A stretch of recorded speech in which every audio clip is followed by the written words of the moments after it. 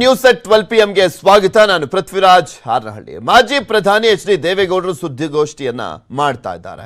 JDS ಕಚೇರಿಯಲ್ಲಿ H D. ದೇವೇಗೌಡರು ಸುದ್ದಿಗೋಷ್ಠಿಯನ್ನ ಮಾಡ್ತಾ ಇರುವಂತದ್ದು. ಈ ಸಂದರ್ಭದಲ್ಲಿ ಜೆಡಿಎಸ್ನ ರಾಜ್ಯಾಧ್ಯಕ್ಷ ಇಬ್ರಾಹಿಂ ಅವರು, ಶಾಸಕ ಜಿ.ಟಿ. ದೇವೇಗೌಡರು, ಹಾಗೆ ಪರಿಷತ್ ಸದಸ್ಯ ಟಿ.ಎ. ಶರವಣ ಸೇರಿದಂತೆ ಸಾಕಷ್ಟು ಜನ ಭಾಗಿಯಾಗಿದ್ದಾರೆ. ನೋಡೋಣ. ಎಚ್.ಡಿ. ಕುಮಾರಸ್ವಾಮಿ ಅವರು ಹೊರಗಡೆ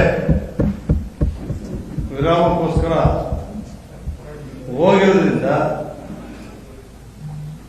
ಈ ಸಂದರ್ಭದಲ್ಲಿ ನಮ್ಮ ರಾಷ್ಟ್ರಾಧ್ಯಕ್ಷರ ನೇತೃತ್ವದಲ್ಲಿ ಈ ಒಂದು ಪತ್ರಿಕಾಗೋಷ್ಠಿಯನ್ನ ಕರೆದಿದ್ದಾರೆ. ಮತ್ತೊಮ್ಮೆ ತಮ್ಮೆಲ್ಲರೂ ಕೂಡ ಅಭಿನಂದನೆ ಸಲ್ಲಿಸ್ತೇನೆ. ಬಂಧುಗಳೇ, ನಮ್ಮ ರಾಜ್ಯದಲ್ಲಿ ನನಗೆ ನಿನ್ನೆ ನಮ್ಮ ರಾಷ್ಟ್ರೀಯ ಅಧ್ಯಕ್ಷರು ಬರಲೇಬೇಕಪ್ಪ ಅಂತ ರಾತ್ರಿ ಫೋನ್ ಮಾಡಿದ್ರು. ನಂಗೆ ಗೊತ್ತಿಲ್ಲ, ದಿಢೀರ್ ಅಂತ ನಾ ಹೊರಟು ಬಂದೆ. ರಾಜ್ಯದಲ್ಲಿ 2023 ವಿಧಾನಸಭಾ ಚುನಾವಣೆ ಆದ ಕೂಡಲೇ ಏನಾಗಿದೆ, ಏನ್ ನಡೀತಾ ಇದೆ, ಇದೆಲ್ಲವನ್ನ ರಾಜ್ಯದ ಜನ ಗಮನಿಸ್ತಾ ಇದ್ದಾರೆ.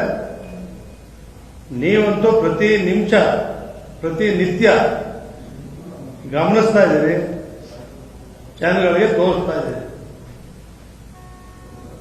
ಏನು ಕಾಂಗ್ರೆಸ್ ಪಕ್ಷ ರಾಜ್ಯದಲ್ಲಿ ಪ್ರಥಮ ಬಾರಿಗೆ 35-40 ವರ್ಷಗಳಿಗಿಂತ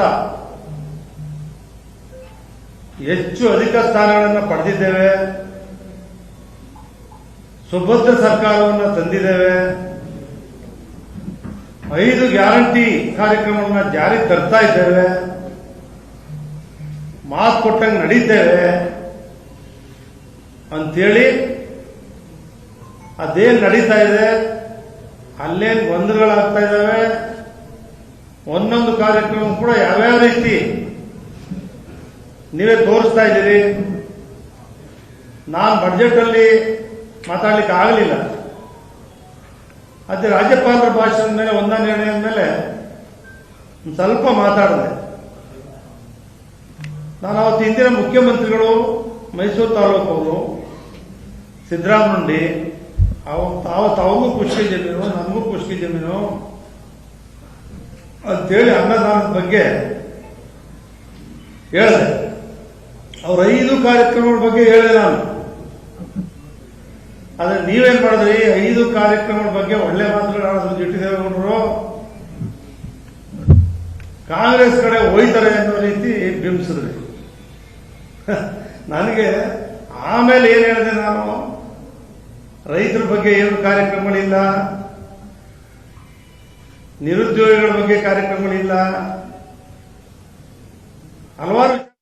ಈಗ ಜಿ.ಟಿ. ದೇವೇಗೌಡರು ಮಾತನಾಡ್ತಾ ಇದ್ದಾರೆ. ಇನ್ನೇನು ಕೆಲವೇ ಕ್ಷಣಗಳಲ್ಲಿ ಜೆಡಿಎಸ್ ರಾಷ್ಟ್ರೀಯ ಅಧ್ಯಕ್ಷರಾಗಿರುವಂತ ಎಚ್.ಡಿ. ದೇವೇಗೌಡರು ಮಾತನಾಡ್ತಾರೆ. ಅವರು ಮಾತನಾಡುವಂತ ಸಂದರ್ಭದಲ್ಲಿ ತೋರಿಸ್ತೀವಿ. ಈಗ ಮುಂದಿನ ಸುದ್ದಿಗೆ ಹೋಗೋಣ. ರಾಜ್ಯದಲ್ಲಿ ಮಳೆ ಆರ್ಭಟ ಅಂತೂ ಜೋರಾಗಿದೆ. ಮಲೆನಾಡು ಜಿಲ್ಲೆಗಳಲ್ಲಂತೂ ಎಡೆಬಿಡದೆ ಮಳೆ ಸುರಿತಾ ಇದೆ, ಕರಾವಳಿ ಮತ್ತು ಮಲೆನಾಡು ಭಾಗದ ಜಿಲ್ಲೆಗಳಲ್ಲಿ. ಸೊ ಈ ಸಂದರ್ಭದಲ್ಲಿ ನಾನಾ ರೀತಿಯಾದಂತಹ ಅವಾಂತರಗಳು, ಅನಾಹುತಗಳು ಸೃಷ್ಟಿಯಾಗ್ತವೆ. ಗುಡ್ಡ ಕುಸಿತಾ ಇದೆ, ಪ್ರವಾಹದ ಪರಿಸ್ಥಿತಿ ನಿರ್ಮಾಣ ಆಗ್ತಾ ಇರೋದು. ಮುಂಗಾರು ಮಳೆ ಅಬ್ಬರಕ್ಕೆ ಇಂದು 3 ಸಾವನ್ನಪ್ಪಿದ್ದಾರೆ. ಹಾವೇರಿಯಲ್ಲಿ ಮನೆ ಕುಸಿದು ಬಿದ್ದು ಬಾಲಕಿ ಸಾವನ್ನಪ್ಪಿದ್ದಾಳೆ. ದಾವಣಗೆರೆಯಲ್ಲಿ ಮನೆ ಗೋಡೆ ಕುಸಿದು ಮಗು ಸಾವನ್ನಪ್ಪಿದೆ. ವಿಜಯಪುರದಲ್ಲಿ ಮನೆ ಕುಸಿದು ಮಹಿಳೆ ಶಿವಮ್ಮ ಅನ್ನೋರು ಸಾವನ್ನಪ್ಪಿದ್ದಾರೆ. ವಿಜಯಪುರ ಜಿಲ್ಲೆ ಕನ್ನೂರು ಗ್ರಾಮದಲ್ಲಿ ಈ ಘಟನೆ ನಡೆದಿದೆ. ಹಾವೇರಿ ತಾಲೂಕಿನ ಮಾಳಾಪುರ ಗ್ರಾಮದಲ್ಲಿ ಮನೆಗೋಡೆ ಕುಸಿದು ಗಾಯಗೊಂಡಿದ್ದಂಥ ಬಾಲಕಿ ಭಾಗ್ಯ ಸಾವನ್ನಪ್ಪಿದ್ದಾಳೆ. ಹಾವೇರಿ ಜಿಲ್ಲಾಸ್ಪತ್ರೆಯಲ್ಲಿ ಚಿಕಿತ್ಸೆಯನ್ನು ಕೊಡಿಸಿದ್ರೂ ಕೂಡ ಆಕೆ ಬದುಕುಳಿದಿಲ್ಲ. ಇನ್ನು ದಾವಣಗೆರೆಯ ಹರಿಹರ ತಾಲೂಕಿನ ಕುಂಬಳೂರು ಗ್ರಾಮದಲ್ಲಿ ಮನೆ ಗೋಡೆ ಕುಸಿದು 1 ವರ್ಷದ ಹೆಣ್ಣು ಮಗು ಸಾವನ್ನಪ್ಪಿದೆ. ಮಳೆ ಬಂದು ನಾನಾ ರೀತಿಯಾದಂಥ ಅವಾಂತರಗಳು ಸೃಷ್ಟಿಯಾಗ್ತದೆ. ಈ ಸಂದರ್ಭದಲ್ಲಿ ಸಾವು ನೋವಿನ ಸಂಖ್ಯೆನೂ ಕೂಡ ಜಾಸ್ತಿ ಆಗ್ತಾ ಇದೆ.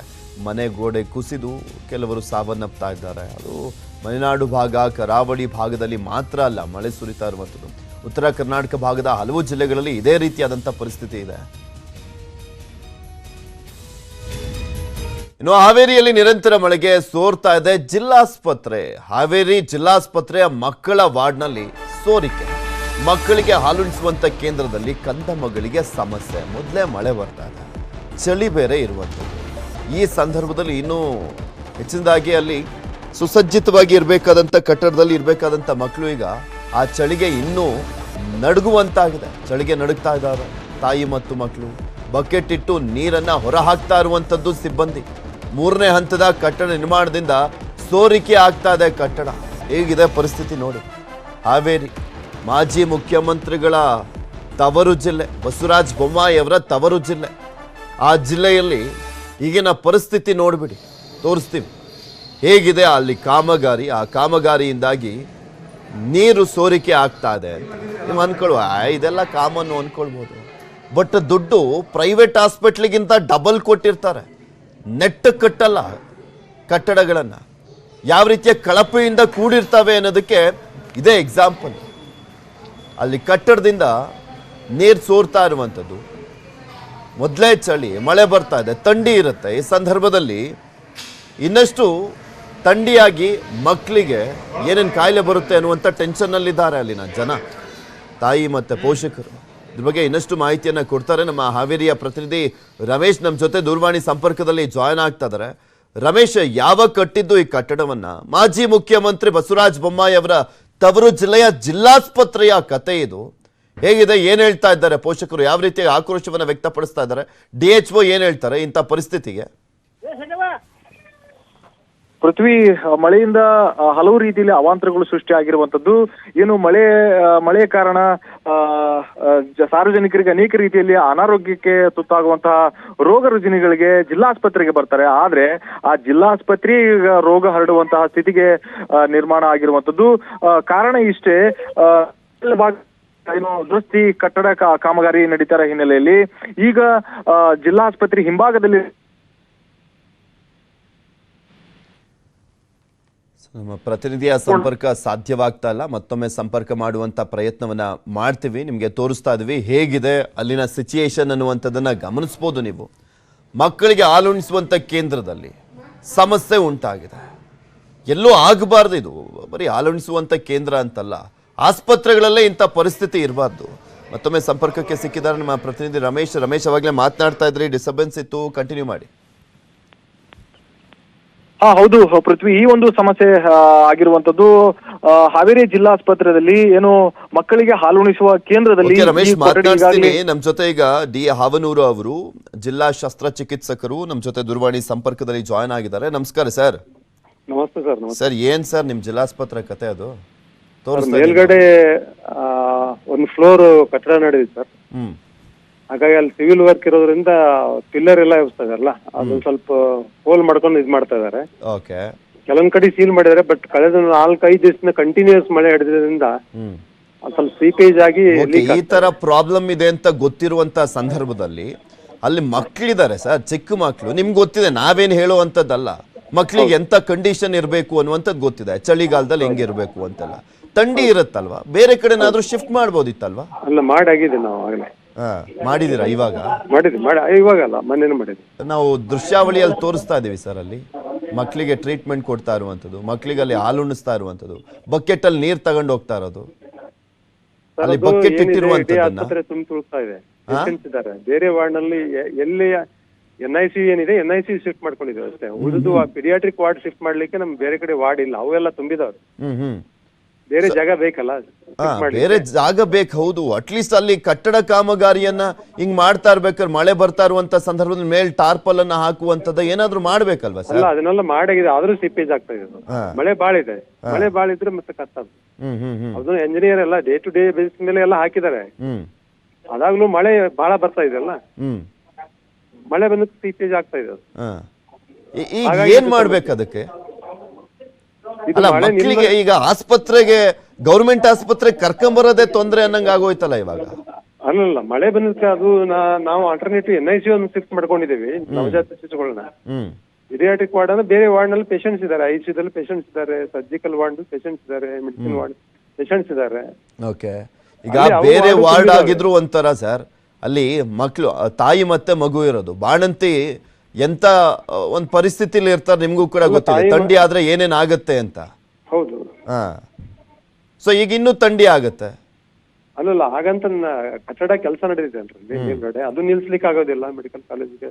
ಅಲ್ಲ, ಅದನ್ನ ನಿಲ್ಸ್ಲಿಕ್ಕೆ ಎಷ್ಟು ವರ್ಷದಿಂದ ಮಾಡ್ತಾ ಇದಾರೆ ಅದನ್ನ ಕಟ್ಟಡನ? ಈ ಒಂದು 6 ತಿಂಗಳಿಂದ ಮಾಡ್ತಾ ಇದಾರೆ. ಈ ಮಳೆ ಬಂದು ಒಂದು 4-5 ದಿವಸ ಜೋರಾಗಿದ್ದಕ್ಕೆ ಮಳೆ ಸಿಕ್ಕಾಪಟ್ಟೆ ಆಗಿದೆ. ಅವ್ರು ಏನಾದ್ರು ಆಲ್ಟರ್ನೇಟಿವ್ ಮಾಡ್ಬೇಕಲ್ವಾ ಸರ್? ಅವ್ರಿಗೆ ಗೊತ್ತಿರುತ್ತಲ್ವಾ ಸರ್ ಈ ಕಟ್ಟಡ ಕಾಮಗಾರಿ ಮಾಡುವಂತವ್ರಿಗೆ? ಅಲ್ಲಿ ಸಿವಿಲ್ ವರ್ಕ್ ನಡೀತಾ ಈಗ ನೀರ್ ಹಾಕುವಂತದ್ದು ಎಲ್ಲ ಅಟ್ಲೀಸ್ಟ್ ಸ್ಟಾಪ್ ಮಾಡ್ಬೇಕು ಸ್ವಲ್ಪ ದಿನಗಳ ಕಾಲ. ಮಳೆಗಾಲ ನೀರ್ ಬರ್ತಾ ಹಾಕೋ ಇದೆ. ಪ್ರಶ್ನೆನೇ ಇಲ್ಲ ರೀ, ಮಳೆ ಬರ್ತಾ ಇದೆ ಅಂತ ಹೇಳ್ತಾ ಇದ್ದೇನೆ ನಾನು. ಅಲ್ಲ, ಅದನ್ನೇ ಹೇಳ್ತಾ ಇರೋದು. ಹಾಕೋ ಪ್ರಶ್ನೆನೇ ಒಂದ್ ಇಲ್ಲ. ಕಡೆ ಮಳೆ ಬರ್ತಾ ಇರುತ್ತೆ, ಇನ್ನೂ ಒಂದ್ ಕಡೆ ಇವರು ಕಟ್ಟಡ ಕಾಮಗಾರಿನೂ ಕಂಟಿನ್ಯೂ ಮಾಡಿದ್ರೆ ನೀರು ಸೋರುತ್ತೆ. ಇಲ್ಲ ಅದನ್ನ ಯಾವ್ದು ಕಂಟಿನ್ಯೂ ಮಾಡ್ತಾ ಇಲ್ಲ ಅವರು. ಓಕೆ, ಎಲ್ಲಾ ಕಡೆ ಸೀಲ್ ಮಾಡಿದ್ದಾರೆ. ಮಳೆ ಬಂದ್ ಕಡಿಮೆ ಆಗ್ಬೇಕು ಅಂದ್ರೆ ಮಾತ್ರ ಸೀಪೇಜ್ ಕಡಿಮೆ ಆಗ್ತದೆ ಅದು.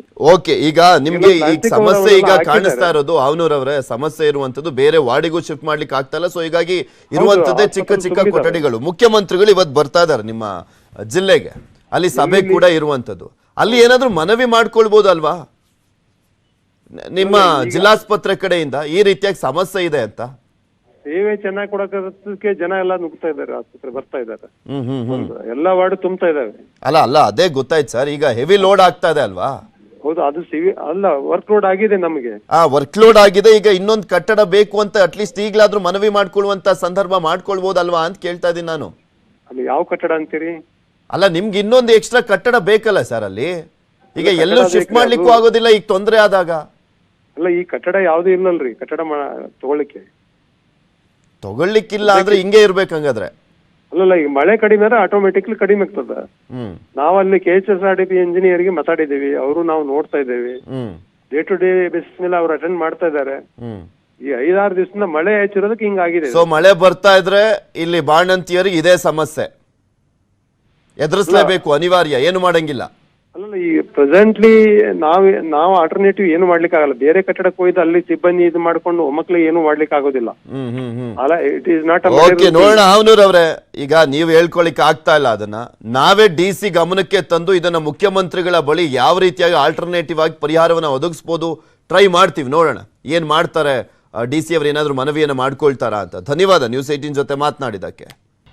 Welcome back. ಉಡುಪಿ ಫಾಲ್ಸ್ ನಲ್ಲಿ ಕೊಚ್ಚಿ ಹೋದಂತ ಯುವಕನಿಗೆ ಶೋಧವನ್ನ ಮಾಡಲಾಗ್ತಾ ಇದೆ. ಶರತ್ಗಾಗಿ ಪೊಲೀಸರು, ಅಗ್ನಿಶಾಮಕ ಸಿಬ್ಬಂದಿ ಶೋಧವನ್ನ ಮಾಡ್ತಾ ಇದ್ದಾರೆ. ಮುಳುಗು ತಜ್ಞ ಈಶ್ವರ ಮಲ್ಪೆ ಅವರಿಂದ ಜಲಪಾತದಲ್ಲಿ ಶೋಧವನ್ನ ಮಾಡಲಾಗ್ತಾ ಇದೆ. ಶೋಧ ಕಾರ್ಯಾಚರಣೆ ವೇಳೆ ಎಡವಿ ಬಿದ್ದಿರುವಂತದ್ದು ಈಶ್ವರ್ ಮಲ್ಪೆ. ನೀರಿನಲ್ಲಿ ಸಿಲುಕದೆ ಅಪಾಯದಿಂದ ಪಾರಾಗಿದ್ದಾರೆ ಈಶ್ವರ್ ಮಲ್ಪೆ ಅವರು. ಇಲ್ಲಾಂದ್ರೆ ಮತ್ತೊಂದು ದುರಂತ ಆಗಿರೋದು. ದುರಂತದಲ್ಲಿ ಸಾವನ್ನಪ್ಪಂತ ವ್ಯಕ್ತಿಯನ್ನ ಹುಡುಕುವಂತ ನಿಟ್ಟಿನಲ್ಲಿ ಪ್ರಯತ್ನ ಮಾಡಬೇಕಾದ್ರೆ ಇನ್ನೊಬ್ರು ಅಂದ್ರೆ ಅಲ್ಲೊಂದು ಅವಘಡ ಸಂಭವಿಸಿರುವಂಥದ್ದು ನಿಮಗೆ ತೋರಿಸ್ತಾ ಇದ್ವಿ. ಆ ದೃಶ್ಯಾವಳಿಯನ್ನ ಗಮನಿಸ್ಬೋದು. ಅಲ್ಲಿ ಪಾಚಿ ಕಟ್ಟಿದೆ ಕಲ್ಮೇಲೆಲ್ಲ. ಸೊ ಈ ಸಂದರ್ಭದಲ್ಲಿ ಸ್ಕಿಡ್ ಆಗಿ ಬಿದ್ದಿದ್ದಾರೆ ಮುಳುಗು ತಜ್ಞರಾಗಿರುವಂಥ ಈಶ್ವರ್ ಅವರು.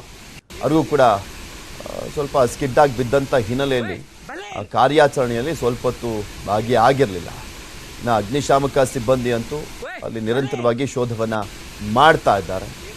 ಕಾರ್ಯಾಚರಣೆಯನ್ನ ಮೊಟಕುಗೊಳಿಸಿ ಈಶ್ವರ್ ಅವರು ವಾಪಸ್ ಆದರು. ರೀಲ್ಸ್ ಮಾಡಲಿಕ್ಕೆ ಹೋಗಿ ಜಲಪಾತದಲ್ಲಿ ಕಾಲು ಜಾರಿ ಬಿದ್ದಿದ್ದ ಯುವಕ, ಆತನಿಗೋಸ್ಕರ ಇನ್ನೂ ಕೂಡ ಪತ್ತೆ ಹಚ್ಚುವಂತ ಕಾರ್ಯ ನಡೀತಾನೆ ಇದೆ. ಘಟನೆ ನಡೆದು 2 ದಿನ ಕಳೆದರೂ ಕೂಡ ಯಾವುದೇ ಸುಳಿವು ಸಿಕ್ಕಿಲ್ಲ. ಅಗ್ನಿಶಾಮಕ ದಳದ ಜೊತೆಗೆ ಸ್ಥಳೀಯರು ಮತ್ತೆ ಈಜು ತಜ್ಞರು ಕೂಡ ಸತತವಾಗಿ ಕಾರ್ಯಾಚರಣೆಯನ್ನು ನಡೆಸಿದ್ರೂ ಪ್ರಯೋಜನವಾಗಿಲ್ಲ. ಇನ್ನು ಶರತ್ ಕುಟುಂಬಸ್ಥರು ಸ್ಥಳಕ್ಕಾಗಮಿಸಿ ಕಣ್ಣೀರಿಡ್ತಾ ಇದ್ದಾರೆ. ಶರತ್ ಕುಟುಂಬಸ್ಥರು ಹಾಗೂ ಸ್ನೇಹಿತರ ಜೊತೆ ನಮ್ಮ ಪ್ರತಿನಿಧಿ ಪರೀಕ್ಷಿತ್ ಶೇಟ್ ಚಿಚ್ಚಾಟನ ಮಾಡಿದ ನೋಡೋಣ. ಅರಶನಗೋಡು ಫಾಲ್ಸ್ನಲ್ಲಿ ಕಾಲ್ಜಾರಿ ನೀರು ಪಾಲಾಗಿರುವಂಥ ಶರತ್ ಕುಮಾರ್ ಏನು ಅರಶನಗೋಡಿಗೆ ಬಂದಿದ್ದಾನೆ. ಆ ಜಾಗದಲ್ಲಿ ನಾವಿದ್ದೇವೆ. ಅಲ್ಲಿ ಒಂದಿಷ್ಟು ಶರತ್ ಕುಮಾರ್ ಅವರ ಸಂಬಂಧಿಕರಿದ್ದಾರೆ, ಮಾತಾಡ್ಸೋಣ. ಸರ್, ಯಾವಾಗ ಬಂದಿದ್ರು? ಯಾವ ಘಟನೆ ಏನಾಯಿತು? ಈಗ ಏನು ನಡೀತಿದೆಯಾ ಕಾರ್ಯಾಚರಣೆ? ಹೇಗೆ ಕಾರ್ಯಾಚರಣೆ? ಎಲ್ಲ ನೋಡಿದ್ರು, ಆಗಲ್ಲ ಅಂತ ವಾಪಸ್ ಬಂದರು. ಎಲ್ಲ ಬರ್ತಾ ಇದ್ದಾರೆ ವಾಪಸ್. ಕ್ರಿಕೆಟ್ ಆಗ್ತಿದ್ಯಾ? ಎಷ್ಟು ಗಂಟೆಯಿಂದ ಸ್ಟಾರ್ಟ್ ಆಯಿತು? ಬೆಳಗ್ಗೆ 7 ಗಂಟೆಯಿಂದ ನಾವು ಬಂದ್ವಿ. ಅವರು ಫಾರೆಸ್ಟ್ನವರೆಲ್ಲ 10-11 ಗಂಟೆಗೆ ಬಂದರು. ಅಲ್ಲಿ ಹುಡ್ಕೋಕ್ಕೆ ಆಗ್ತಾಯಿಲ್ಲ, ಅದು ಭಾಳ ಹತ್ರನೇ ಹೋಗಕ್ಕೆ ಆಗ್ತಾಯಿಲ್ಲ. ಭಾಳ ತುಂಬ ಕ್ರಿಟಿಕಲ್ ಇದೆ ಏರಿಯಾ. ಏನು ಹೇಳಿ ಬಂದರು? ಮನೇಲಿ ಏನಾದರೂ ಹೇಳ್ಕೊಂಡು ಬಂದ್ರಾ? ಇಲ್ಲಿ ಹೋಗ್ತೇನೆ ಅಥವಾ ಟ್ರಕ್ಕಿಂಗ್ ಹೋಗ್ತೇನೆ ಅಂತ ಹೇಳ್ಕೊಂಬಂದ್ರೆ ಹೇಗೆ? ಇಲ್ಲ ಆ ಥರ ಎಲ್ಲ ಏನು ಹೇಳಿ, ಹೊಸನಗರ ಹೋಗ್ತೀವಿ ಅಂತ ಹೇಳ್ಕೊಂಬಂದ್ರು. ಅವ್ರದ್ದು ಗಾಡಿ ಇದೆಯಾ, ನಾವು ಗಾಡಿ ಕೆಲಸದ ಮೇಲೆ ಹೋಗಿರ್ತಾರೆ ಅಂತೇಳಿ. ನೀವು ಅವರ ಫ್ರೆಂಡ್ಸ್ ಏನು ಹೇಳ್ತೀರಿ ಸರ್? ತಮ್ಮ ಸ್ನೇಹಿತನ ಕಳ್ಕೊಂಡಿದ್ದೀರಿ, ಸೊ ಹುಡುಕಾಟ ಆಗ್ತಿದೆಯಾ ಅಥವಾ ಯಾವ ಥರ ಏನು ಹೇಳ್ತೀರಿ? ಇಲ್ಲ, ಹುಡುಕ್ತಾ ಇದೆ ಸರ್. ಪಾಪ ಎಲ್ಲ ಅವರು ರಿಸ್ಕಿ ಟೀಮ್ ಅವರೆಲ್ಲ ಕಷ್ಟಪಟ್ಟರು. ಭಾಳ ಕಷ್ಟ ಇದೆ ಆ ಜಾಗದಲ್ಲಿ ಇಳಿದೆಲ್ಲ. ಅವರು ಪಾಪ ಒದ್ದಾಡಿ ನೋಡಿದ್ರು, ಆಗದೇ ಇರೋ ಕಾರಣದಲ್ಲಿ ಅವರು ಹೇಳಿದ್ರು ಆಗೋದೇ ಇಲ್ಲ ಈ ಜಾಗದಲ್ಲಿ ಸ್ವಲ್ಪ ಅಂತೇಳಿ ಬಂದರು. ಸೆಲ್ಫಿ ಕ್ರೇಜ್ ಇತ್ತಾ ಅಥವಾ ಯಾವ ಥರ ಟ್ರೆಕ್ಕಿಂಗ್ ಹೋಗ್ತಿದ್ನಾ ಹೆಚ್ಚಾಗಿ? ಸೆಲ್ಫಿ ಕ್ರೇಜ್ ಇತ್ತಾ ಹೇಗೆ? ಇಲ್ಲ ಸರ್, ಅಂಥದ್ದೆಲ್ಲ ಏನಿಲ್ಲ. ಹುಡುಗ ಒಳ್ಳೆ ದುಡಿಮೆ ಹುಡುಗನೇ, ಅಂಥದ್ದೆಲ್ಲ ಹುಚ್ಚಿರಲಿಲ್ಲ. ಏನೋ ಇವಾಗ ಇಟಾಚಿ ಇದೆ, ಒಂದು ಕೆಲಸ ಮಾಡಿಸ್ತಾ ಇದ್ದ ಅವನು. ಈಗ ಮಳೆ ಇದೆಯಲ್ಲ, ಹಂಗಾಗಿ ಸ್ವಲ್ಪ ಈಗ ಕಾರ್ ಬೇರೆ ಇತ್ತಲ್ಲ, ಹೋಗ್ಬರೋಣ ದೇವಸ್ಥಾನಕ್ಕಂತ ಬಂದೇನೆ. ಈ ದೇವಸ್ಥಾನಕ್ಕೋಸ್ಕರ ಬಂದಿರೋದಂತ ಅವ್ರ ಮನೇಲಿ ಏನು ಹೇಳಿಲ್ಲ. ಅವ್ರ ಮನೇಲಿ ಹಿಂಗೆ ಹೊಸನಗರ ಹೋಗ್ಬರ್ತೀವಿ ಅಂತೇಳಿ ಹೇಳಿ ಬಂದೇನೆ. ಇಲ್ಲ ಸರ್, 24 ವರ್ಷ ಇದೆ, 23-24 ವರ್ಷ ಹೌದು ಸರ್. ಏನು ಹೇಳ್ತೀರಿ ಸರ್? ಈಗ ಸೆಲ್ಫಿ ಕ್ರೇಜ್ ಅಂತ ಈ ಥರ ಬರ್ತಾರೆ, ಈ ಥರ ಜಾಗಕ್ಕೆ ಬರೋರಿಗೆ ಬರಬಾರ್ದು ಈ ಸಲ ಅಂತ ಎಷ್ಟು ಎಚ್ಚರಿಕೆ ಇದ್ರೂ ಕೂಡ ಬರ್ತಾರೆ. ಏನು ಹೇಳ್ತೀರಿ ಅಂಥವ್ರಿಗೆ? ಬರಬಾರ್ದು ಇಂಥ ಜಾಗಕ್ಕೆ. ಈಗ ಅಪ್ಪ ಅಮ್ಮನ ಸುರಕ್ಷತೆನ ನೋಡಬೇಕಲ್ಲ. ಈಗ ಅವರು ಕ್ರೇಜಿಯಾಗೆ ಫೋಟೋ ಹೊಡ್ಕೊಂಡ್ರು, ಈಗ ಅಪ್ಪ ಅಮ್ಮರ ಕತೆ ಅವ್ರವ್ರ ಕ್ರೇಜಿ ನೋಡೋರು, ಇವ್ರ ಕ್ರೇಜಿ. ಮನೆಯಲ್ಲಿ ಸುಮಾರಾಗಿದ್ದಾರೆ ಸರ್, ಅಪ್ಪ ಅಮ್ಮ ಇಬ್ಬರೇ, ಒಬ್ಬನೇ ಮಗ. ಇವಿಷ್ಟು ಏನು ಶರತ್ ಕುಮಾರ್ ಏನು ಬಂಡೆದ ಜಾರಿ ನೀರು ಪಾಲದ ವ್ಯಕ್ತಿ ಇದ್ದಾನೆ, ಯುವಕನಿದ್ದಾನೆ. ಆತನ ಸ್ನೇಹಿತರು ಸಂಬಂಧಿಕರ ಮನದಾಳದ ಅಳಲು ಅಂತ ಹೇಳ್ಬೋದು. ಪರೀಕ್ಷಿತ್ ಶೇಟ್, ನ್ಯೂಸ್ 18 ಉಡುಪಿ. ಹಾಸನ ಜಿಲ್ಲೆಯ ಮಲೆನಾಡು ಭಾಗದಲ್ಲಿ ಮಳೆ ಮುಂದುವರೆದಿದೆ. ಹಳ್ಳ ಕೊಳ್ಳಗಳು ಉಕ್ಕಿ ಹರಿತಾ ಇದ್ದು ಸಕಲೇಶಪುರ ತಾಲೂಕಿನ ಐಗೂರು ಸಮೀಪದಲ್ಲಿ ಗದ್ದೆಗಳು ಮುಳುಗಡೆ ಆಗಿದೆ. ಭತ್ತದ ಸಸಿ ನಾಟಿ ಮಾಡಲಿಕ್ಕೆ ಸಿದ್ಧ ಮಾಡಿಕೊಂಡಿದ್ದಂಥ ಗದ್ದೆಗಳು ಮುಳುಗಡೆ ಆಗಿರುವಂಥದ್ದು. ರೈತರು ಕೃಷಿ ಮಾಡಲಾಗದೆ ಪರದಾಟವನ್ನು ಮಾಡ್ತಾ ಇದ್ದಾರೆ. ಹಾಸನದ ಸಕಲೇಶಪುರದಲ್ಲಿ ಈ ಘಟನೆ ನಡೆದಿರುವಂಥದ್ದು. ಆಲ್ಮೋಸ್ಟ್ ಅಲ್ಲಿ ಮಳೆ ಶುರುವಾದರೆ ಸಾಕು, ಬೆಂಬಿಡದೆ ಬೀಳ್ತಾನೆ ಇರುತ್ತೆ, ಎಡೆಬಿಡದೆ ಮಳೆ ಸುರಿತಾನೆ ಇರುತ್ತೆ. ಸೊ ಈ ಸಂದರ್ಭದಲ್ಲಿ ಅಲ್ಲಿ ಹೇಗಿದೆ ಪರಿಸ್ಥಿತಿ ಅನ್ನುವಂಥದ್ದನ್ನು ಗಮನಿಸ್ಬೋದು ನೀವು. ಭತ್ತದ ಗದ್ದೆ ಸಂಪೂರ್ಣವಾಗಿ ಮುಳುಗಡೆ ಆಗಿದೆ. ಭತ್ತಕ್ಕೆ ಆಲ್ಮೋಸ್ಟ್ ನೀರು ಬೇಕು, ಆದರೆ ಅದು ಕಂಪ್ಲೀಟಾಗಿ ಮುಳುಗಡೆ ಆಗೋಗ್ಬಿಟ್ಟಿದೆ. ಈಗ ಕಾಣಿಸ್ತಾ ಇರುವಂಥದ್ದಲ್ಲ, ಈಗ ನೋಡ್ತಾ ಇದ್ದಾರಲ್ಲ ಈ ದೃಶ್ಯ ನೋಡಿ. ಅಲ್ಲಂತೂ ಅಲ್ಲಿ ಕಟ್ಟಿದ್ದಂಥ ಎಲ್ಲ ಪಟ್ಟೆಗಳಲ್ಲೂ ಕೂಡ ನೀರು ತುಂಬ್ಕೊಂಡ್ಬಿಟ್ಟಿದೆ. ಅಲ್ಲಿ ಹೇಗಿದೆ ಪರಿಸ್ಥಿತಿ ಅನ್ನುವಂಥದ್ರ ಬಗ್ಗೆ ನಮ್ಮ ಹಾಸನದ ಪ್ರತಿನಿಧಿ ಕೃಷ್ಣಮೂರ್ತಿ ಅಲ್ಲೊಂದು ಪ್ರತ್ಯಕ್ಷ ವರದಿಯನ್ನು ಕೊಟ್ಟಿದ್ದಾರೆ, ನೋಡ್ಕೊಬರೋಣ. ಹಾಸನ ಜಿಲ್ಲೆಯಲ್ಲಿ ಮಲೆನಾಡು ಪ್ರದೇಶಗಳಲ್ಲಿ 3-4 ದಿನಗಳಿಂದ ನಿರಂತರ ಮಳೆ ಆಗ್ತಾ ಇದೆ. ಮಳೆಯ ಅಬ್ಬರ ಇಂದೂ ಕೂಡ ಮುಂದುವರೆದಿದೆ. ಕೃಷಿ ಮಾಡಲಿಕ್ಕೆ ರೈತರು ಭತ್ತದ ನಾಟಿ ಮಾಡಲಿಕ್ಕೋಸ್ಕರವಾಗಿ ಗದ್ದೆಯನ್ನು ಸಿದ್ಧಪಡಿಸ್ಕೊಂಡಿದ್ದಾರೆ. ಆದರೆ ಹಳ್ಳ ಕೊಳ್ಳಗಳು ಕೂಡ ತುಂಬಿ ಹರಿತಿರೋದ್ರಿಂದ, ಹಳ್ಳದ ನೀರು ಗದ್ದೆಗೆ ಬಂದಿರೋದ್ರಿಂದ ಗದ್ದೆ ನಾಟಿ ಮಾಡಲಿಕ್ಕೆ ಆಗದೇ ಗದ್ದೆ ಸಂಪೂರ್ಣವಾಗಿ ಮುಳುಗಡೆ ಆಗಿರ್ತಕ್ಕಂಥದ್ದು. ನಾವೀಗ ಐಗೂರು ಗ್ರಾಮದಲ್ಲಿದ್ದೇವೆ. ಇಲ್ಲಿ ಇರತಕ್ಕಂತಹ ಗದ್ದೆಗಳು ಸಂಪೂರ್ಣವಾಗಿ ನೀರಿನಿಂದ ಜಲಾವೃತ ಆಗಿದೆ. ನಿಮಗೆ ತೋರಿಸ್ತಾ ಹೋಗ್ತೀನಿ ಯಾವ ರೀತಿ ಇಲ್ಲಿನ ಪರಿಸ್ಥಿತಿ ಇದೆ ಎಂಬುದನ್ನು ನೀವೀಗ ನೋಡ್ಬೋದು. ದೃಶ್ಯಾವಳಿಗಳಲ್ಲಿ ನಾವು ತೋರಿಸ್ತಾ ಇದ್ದೀವಿ. ಇದು ಯಾರಿಗೇ ಆದ್ರೂ ನೋಡಲಿಕ್ಕೆ ಯಾವುದೋ ಹೊಳೆ ಅಥವಾ ಹಳ್ಳ ಎಂಬಂಥ ರೀತಿಯಲ್ಲಿ ಭಾಸ ಆದರೂ ಕೂಡ ಇದು ನಾವು ತೋರಿಸ್ತಿರ್ತಕ್ಕಂಥ ದೃಶ್ಯ ಗದ್ದೆಯನ್ನು ನಾಟಿ ಮಾಡಲಿಕ್ಕೆ ತಯಾರಿ ಮಾಡಿರ್ತಕ್ಕಂಥ ರೈತರು ಈಗ ಗದ್ದೆಯಲ್ಲಿ ಸಸಿಗಳನ್ನು ಕೊಯ್ದು ಇನ್ನೇನು 2-3 ದಿನಗಳಲ್ಲಿ ನಾಟಿ ಮಾಡಲಿಕ್ಕೆ ಸಿದ್ಧತೆಯನ್ನು ಮಾಡ್ಕೊಂಡಿದ್ದಾರೆ. ಆದರೆ ಇಲ್ಲಿ ಬರ್ತಕ್ಕಂಥ ಐಗೂರು ಹಳ್ಳ ಏನಿದೆ, ಐಗೂರು ಹಳ್ಳ ತುಂಬಿ ಹರಿತಾ ಇರೋದ್ರಿಂದ ಈ ಹಳ್ಳದ ನೀರು ಗದ್ದೆಗೆ ಪ್ರವೇಶ ಮಾಡಿರೋದ್ರಿಂದ ಸುಮಾರು 3-4 ಎಕರೆಯಷ್ಟು ಗದ್ದೆ ಈಗ ಜಲಾವೃತ ಆಗಿರ್ತಕ್ಕಂಥದ್ದು. ಐಗೂರು ಹಳ್ಳ ಹೇಮಾವತಿ ನದಿ ಏನಿದೆ, ಹೇಮಾವತಿ ನದಿಯ ಪ್ರಮುಖ ಉಪ ನದಿಯಾಗಿರ್ತಕ್ಕಂಥ ಸಣ್ಣ ಪುಟ್ಟ ಹಳ್ಳಗಳೇನಿರುತ್ತೆ, ಈ ಒಂದು ಹಳ್ಳಗಳ ಉಪನದಿಯಾಗಿರ್ತಕ್ಕಂಥ ಐಗೂರು ಹಳ್ಳ ಈಗ ತುಂಬಿ ಹರಿತಾ ಇರ್ತಕ್ಕಂಥದ್ದು. ಇದು ಗೊರೂರಿನಲ್ಲಿ, ಹಾಸನ ತಾಲೂಕಿನ ಗೊರೂರಿನಲ್ಲಿರ್ತಕ್ಕಂಥ ಹೇಮಾವತಿ ಜಲಾಶಯವನ್ನು ಹೋಗಿ ಸೇರುತ್ತೆ. ಆದರೆ ಐಗೂರು ಗ್ರಾಮದ ಬಳಿ, ಸಕಲೇಶಪುರದ ಐಗೂರು ಗ್ರಾಮದ ಬಳಿ ಈ ಒಂದು ನೀರು ಹೆಚ್ಚುವರಿಯಾಗಿ ಹರಿತಿರೋದ್ರಿಂದ ಗದ್ದೆ ತುಂಬಿ ನಿಂತಿರ್ತಕ್ಕಂಥ ನಾವೀಗ ನೋಡ್ಬೋದು. ಇನ್ನು ಈ ಒಂದು ಹೇಮಾವತಿ ಜಲಾಶಯದ ಹಿನ್ನೀರಿನಲ್ಲಿ ಈ ಒಂದು ಪ್ರದೇಶ ಬರೋದ್ರಿಂದ ಸಂಪೂರ್ಣವಾಗಿ ಜಲಾವೃತ ಕೂಡ ಆಗಿದೆ. ಈ ಒಂದು ಮಳೆ ಇನ್ನೂ 2-3 ದಿನಗಳು ಮುಂದುವರಿಯೋದ್ರಿಂದ ಇನ್ನೂ ಕೂಡ ಹೆಚ್ಚಿನ ನೀರು ಈ ಒಂದು ಗದ್ದೆಗಳಿಗೆ ಬಂದು ನಿಲ್ಲುವಂಥ ಸಾಧ್ಯತೆಗಳು ಕೂಡ ಇದೆ. ಒಟ್ಟಾರೆಯಾಗಿ ಹಾಸನ ಜಿಲ್ಲೆಯಲ್ಲಿ ಇನ್ನೂ ಕೂಡ 2-3 ದಿನಗಳಲ್ಲಿ ಯೆಲ್ಲೋ ಅಲರ್ಟನ್ನು ಹವಾಮಾನ ಇಲಾಖೆ ಘೋಷಣೆ ಮಾಡಿದೆ. ಇದೇ ರೀತಿಯಾಗಿ ಮಳೆ ಮುಂದುವರೆದಿದೆ ಆದರೆ ರೈತರು ಯಾವುದೇ ಚಟುವಟಿಕೆಗಳಿಗೆ ತೊಡಕೊಳ್ಳೋದಕ್ಕೂ ಕೂಡ ಸಾಧ್ಯ ಆಗೋದಿಲ್ಲ. ಅದೇ ರೀತಿಯಲ್ಲಿ ಗದ್ದೆಯಲ್ಲಿ ನೀರು ತುಂಬಿಕೊಂಡಿರೋದು ಕೂಡ ಖಾಲಿ ಆಗಲಿಕ್ಕೆ ಆಗೋದಿಲ್ಲದೇ ರೈತರು ಕೂಡ ಈಗ ಕೆಲಸ ಇಲ್ಲದೇ ಮನೇಲಿ ಕೂರುವಂಥ ಪರಿಸ್ಥಿತಿ ಈಗ ಎದುರಾಗಿರ್ತಕ್ಕಂಥದ್ದು. ಕೃಷ್ಣಮೂರ್ತಿ, ನ್ಯೂಸ್ 18 ಹಾಸನ. ಚಿಕ್ಕಮಂಗ್ಳೂರು ಪ್ರವಾಸಿಗರ ಸ್ವರ್ಗ ಅಂತಾನೆ ಕರ್ಸ್ಕೊಳ್ಳೋದು. ಚಿಕ್ಕಮಂಗ್ಳೂರಿನಲ್ಲೂ ಕೂಡ ಅಷ್ಟೇ ಯದ್ವಾ ಮಳೆ ಸುರಿತಾ ಇದೆ. ಸೊ ಹೀಗಾಗಿ ಪ್ರವಾಸಿಗರು ಸ್ವಲ್ಪ ದಿನಗಳ ಕಾಲ ಮಳೆ ನಿಲ್ಲೋವರೆಗೂ ಚಿಕ್ಕಮಂಗ್ಳೂರು ಕಡೆ ಹೋಗದೆ ಇದ್ರೇ ಒಳ್ಳೇದು ಅಂತ ಕಾಣಿಸುತ್ತೆ. ಯಾಕಂದ್ರೆ ಮುಳ್ಳಯ್ಯನಗಿರಿ ಚಾರ್ಮಾಡಿ ಘಾಟ್ನಲ್ಲಿ ಭಾರಿ ಕುಸಿತ ಉಂಟಾಗ್ತಾ ಇದೆ. ಇನ್ನು ಮುಳ್ಳಯ್ಯನಗಿರಿ ಮಾರ್ಗದಲ್ಲಿ ರಸ್ತೆಗೆ ಗುಡ್ಡ ಕುಸಿದಿರುವಂಥದ್ದು ಅಲ್ಲದೆ ನಿರಂತರವಾಗಿ ಮಳೆ ಕೂಡ ಆಗ್ತಾ ಇದೆ. ಹೀಗಾಗಿ ಕೆಲವೆಡೆ ಸೇತುವೆಗಳೇ ಕಾಣದಂತೆ ನೀರು ಹರಿತಾ ಇದ್ರೆ, ಇನ್ನು ಕೆಲವೆಡೆ ರಸ್ತೆಗಳು ಕೊಚ್ಕೊಂಡು ಹೋಗಿದೆ. ಹೀಗಾಗಿ ಪ್ರವಾಸಿಗರು ಸ್ವಲ್ಪ ದಿನ ಚಿಕ್ಕಮಗಳೂರು ಕಡೆ, ಅದರಲ್ಲೂ ಸ್ಪೆಷಲಿ ಚಿಕ್ಕಮಗಳೂರು ಅಂದ್ರೆ ತುಂಬಾ ಫೇಮಸ್ಸು ಅಂದರೆ ಮುಳ್ಳಯ್ಯನಗಿರಿ, ಸೀತಾಳಯ್ಯನಗಿರಿ, ಕೆಮ್ಮಣ್ಣಗುಂಡಿ, ಬಾಬಾ ಬುಡನ್ಗಿರಿ, ಈ ಕಲ್ಲತ್ತಿಗಿರಿ ಈ ಕಡೆ ಹೋಗಬೇಡಿ. ಬಿಕಾಸ್ ಅಲ್ಲಿ ಗುಡ್ಡದಲ್ಲೇ ಸುತ್ಕೊಂಡು ಹೋಗಬೇಕು. ಅಲ್ಲಿ ಸಾಕಷ್ಟು ಕಡೆ ಭೂಕುಸಿತ ಉಂಟಾಗ್ತಾ ಇದೆ. ನಿಮಗೆ ದೃಶ್ಯಾವಳಿಗಳಲ್ಲೂ ಕೂಡ ತೋರಿಸ್ತಾ ಇದ್ವಿ ಯಾವ ರೀತಿಯಾಗಿ ಮಳೆ ಬರ್ತಾ ಇದೆ ಅನ್ನುವಂಥದ್ದನ್ನ. ಆ ಕಲ್ಲತ್ತಿಗಿರಿ ಫಾಲ್ಸ್ನಲ್ಲಿ ಧುಮುಕ್ತಾ ಇರುವಂಥ ನೀರನ್ನು ನೋಡಿದ್ರೆ ಗೊತ್ತಾಗುತ್ತೆ.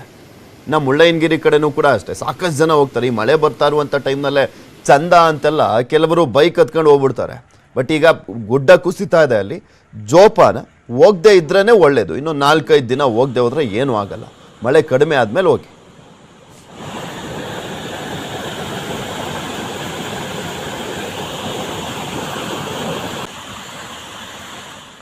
ಮಲೆನಾಡು ಭಾಗದ ಪ್ರಮುಖ ಜಿಲ್ಲೆ ಚಿಕ್ಕಮಗಳೂರಿನಲ್ಲಿ ಯಾವ ರೀತಿಯಾಗಿ ಮಳೆ ಆಗ್ತಾ ಇದೆ ಅನ್ನುವಂಥದ್ದನ್ನು ನೋಡ್ತಾ ಇದ್ದಾರೆ. ಇನ್ನು ಶಿವಮೊಗ್ಗದಲ್ಲೂ ಕೂಡ ಅದೇ ರೀತಿಯಾದಂಥ ಪರಿಸ್ಥಿತಿ ಇರುವಂಥದ್ದು. ಸೊ ಹೀಗಾಗಿ ಮಳೆ ಆರ್ಭಟ ಮುಂದುವರೆದಿದೆ. ನಿಷೇಧಿತ ಪ್ರದೇಶಗಳಲ್ಲಿ ಪ್ರವಾಸಿಗರು ಮತ್ತೊಂದು ಕಡೆ ಹುಚ್ಚಾಟವನ್ನ ಮಾಡ್ತಾ ಇದ್ದಾರೆ. ಅಪಾಯದ ಅರಿವಿಲ್ಲದೆ ಜಲಪಾತದ ನೀರಿನಲ್ಲಿ ಹುಚ್ಚು ಸಾಹಸವನ್ನ ಮಾಡ್ಲಿಕ್ಕೆ ಹೋಗ್ತಾ ಇದ್ದಾರೆ ಸಾಕಷ್ಟು ಜನ ಪ್ರವಾಸಿಗರು. ಆ ಹುಚ್ಚು ಸಾಹಸವನ್ನ ಮಾಡ್ಲಿಕ್ಕೆ ಹೋಗೇನೆ ಉಡುಪಿಯಲ್ಲಿ ಒಬ್ಬ ಸಾವನ್ನಪ್ಪಿದ್ದು. ಇನ್ನು ಸಾಕಷ್ಟು ಜನ ಅದೇ ರೀತಿಯಾಗಿ ಹುಚ್ಚಾಟವನ್ನ ಮಾಡ್ತಾ ಇದ್ದಾರೆ. ಆಗುಂಬೆಯೊಡಲಲ್ಲಿ ಅಡಗಿರುವಂಥ ಸುಂದರ ಜಲಪಾತ ಜೋಗಿಗುಂಡಿ ಜಲಪಾತಗಳನ್ನು ಹುಡುಕಿ ಹುಚ್ಚಾಟವನ್ನ ಮಾಡ್ತಾ ಇದ್ದಾರೆ ಪ್ರವಾಸಿಗರು. ಅಲ್ಲಿ ಏನೋ ಒಂದು ದೊಡ್ಡ ಸಾಹಸ ಮಾಡೋ ರೀತಿಯಲ್ಲಿ ಆಡ್ತಾ ಇದ್ದಾರೆ. ಈಜಾಡ್ಲಿಕ್ಕೆಲ್ಲ ಹೋಗಿ ಪ್ರವಾಸಿಗರು ಸೆಲ್ಫಿಗಾಗಿ ಜಲಪಾತದ ಬಳಿ ಹುಚ್ಚಾಟವನ್ನು ನಡೆಸ್ತಾ ಇರುವಂಥದ್ದು. ಅಲ್ಲಿ ಸಾಕಷ್ಟು ಎಚ್ಚರಿಕೆಯನ್ನು ಕೊಟ್ಟರೂ ಕೂಡ ಎಚ್ಚೆತ್ಕೊಳ್ತಾ ಇಲ್ಲ. ಜೋಗಿ ಗುಂಡಿ ಪ್ರವಾಸಕ್ಕೆ ಅರಣ್ಯ ಇಲಾಖೆಯ ಪ್ರವಾಸಿಗರಿಗೆ ಟಿಕೆಟನ್ನು ನೀಡಿ ಬಿಡ್ತಾ ಇದ್ದಾರೆ. ಆದರೆ ಇಲಾಖೆ ನೀಡುವಂಥ ಯಾವುದೇ ಸೂಚನೆಗಳನ್ನು ಕೂಡ ಪ್ರವಾಸಿಗರು ಪಾಲಿಸ್ತಾ ಇಲ್ಲ. ಜಲಪಾತದ ಆಳ ಅರಿಯದೆ ಇಳಿತಾ ಇದ್ದಾರೆ, ಈಜಾಡ್ತಾ ಇದ್ದಾರೆ. ಒಬ್ಬ ಉಡುಪಿಲಿ ಸತ್ತ ಸೆಲ್ಫಿ ಕ್ರೇಜಿಗೋಸ್ಕರ, ಸೆಲ್ಫಿ ತೆಕ್ಕೊಳ್ಳೋಕ್ಕೋಸ್ಕರ, ರೀಲ್ಸ್ ಮಾಡಲಿಕ್ಕೋಸ್ಕರ ಕಾಲ್ ಜಾರ್ ಬಿದ್ದ, ಪಾಚಿ ಕಟ್ಟಿತ್ತು. ಆಲ್ಮೋಸ್ಟ್ ಮಳೆ ಬರುವಂಥ ಈ ಜಲಪಾತದ ಗುಂಡಿ ಅಲ್ಲಿರುವಂಥ ಸುತ್ತಮುತ್ತ ಕಲ್ಲುಗಳು ಪಾಚಿ ಕಟ್ಕೊಂಡಿರುತ್ತೆ. ಈ ಟೈಮ್ನಲ್ಲಿ ಹೋಗ್ಬಿಟ್ಟು ಅಲ್ಲಿ ಹುಚ್ಚಾಟ ಆಡ್ಲಿಕ್ಕೆ ಹೋಗ್ತಾರೆ. ನೋಡಿ ಪಾಪ ಸಾಯನ್ ಸತ್ಬಿಟ್ಟ, ಆದರೆ ಅವರ ಪೇರೆಂಟ್ಸ್ ಬಂದ್ಬಿಟ್ಟು ಕಣ್ಣೀರನ್ನು ಹಾಕ್ತಾ ಇದ್ದಾರೆ. ಇದ್ದವನೊಬ್ಬ ಮಗನನ್ನು ಕಳ್ಕೊಂಡಿದ್ದೀವಿ ಅಂತ.